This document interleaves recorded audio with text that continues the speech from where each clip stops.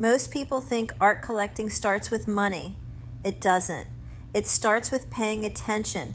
And if your phone is full of saved images, screenshots of gallery windows, or photos of murals you passed on holiday, you've already started. You just haven't acted on it yet. Today we're changing that. I'm going to walk you through everything a first-time collector needs to know, from figuring out your own taste to buying your first piece without getting burned. No jargon, no gatekeeping, just the real stuff. Let's start with the question everyone asks. Why collect original art at all? Posters look fine, right? Here's the difference. Owning original work changes your relationship to it entirely. A piece by a living artist, someone who made real decisions and signed their name to the result, is a connection. You're holding a small piece of someone's thinking. That sounds romantic, but it's also practical. Original art tends to hold or grow in value in a way mass-produced objects simply don't.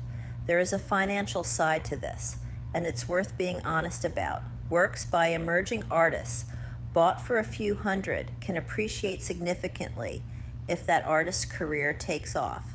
But most art is not a lottery ticket.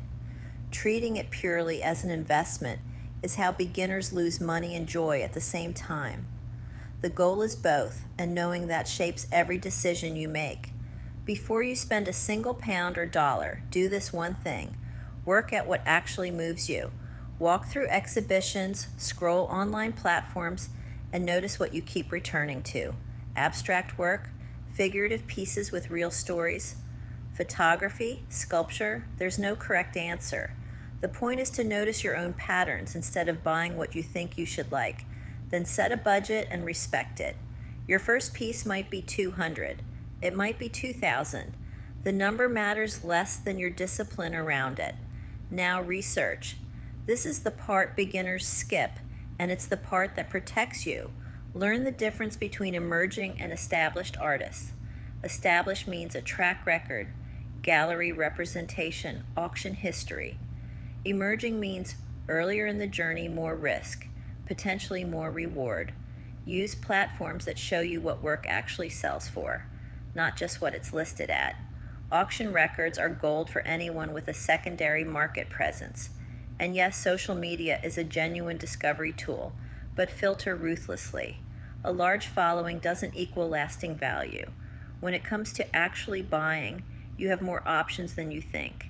Galleries, art fairs, online platforms, artist studios, auction houses, each has its own rules. At auction, know this before you raise a hand. The hammer price is not your final cost. Buyer's premiums can add 20 to 27% on top. That 1,000-pound lot can cost you $12.50 when the dust settles. Factor that in. Before any purchase, ask 3 questions. Who has owned this before? That's provenance. What condition is it actually in? And if it's a print, how large is the edition? An edition of 10 is very different from an edition of 500. No certificate of authenticity, no deal. Once you own something, protect it. Light, especially direct sunlight, destroys works on paper fast. Humidity warps, dryness cracks. Get professional framing with acid-free materials and UV glass. Get insurance from your first serious purchase because standard home contents policies often don't cover individual pieces properly. And document everything from day one: photos, receipts, certificates. A simple record now saves enormous problems later.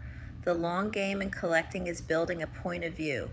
Over time, you'll notice threads in what you're drawn to, a medium, a theme, a generation of artists.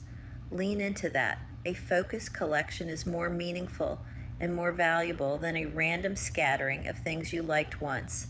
Here's the honest truth about collecting. You learn by doing. You'll make a mistake or two. You'll also eventually walk past something on your own wall that you chose. That means something to you that no one else has, and you'll understand why people fall in love with this. Start where you are, with what moves you and what you can afford. And if you want to explore original art matched to your taste and budget, IFAB is a great place to begin. Link is below. I'll see you in the next one.